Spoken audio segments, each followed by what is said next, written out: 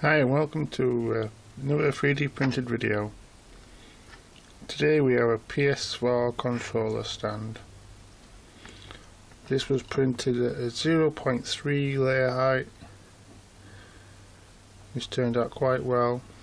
I had Z-hop on, so every time it changed a layer of the infill,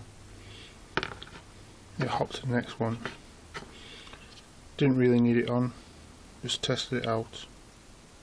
Just took 2 hours to print. We had a 80 millimeters per second,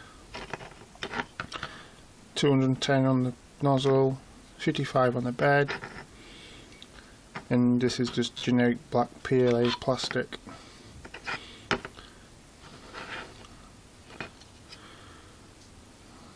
We had the PS logo.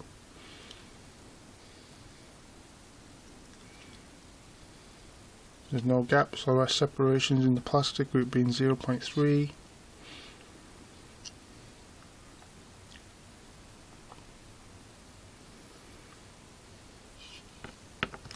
Hope you like this YouTube video. If you like PS4s, PS3s, please give this a big thumbs up. And if you haven't done already, please like and subscribe. Thanks for watching.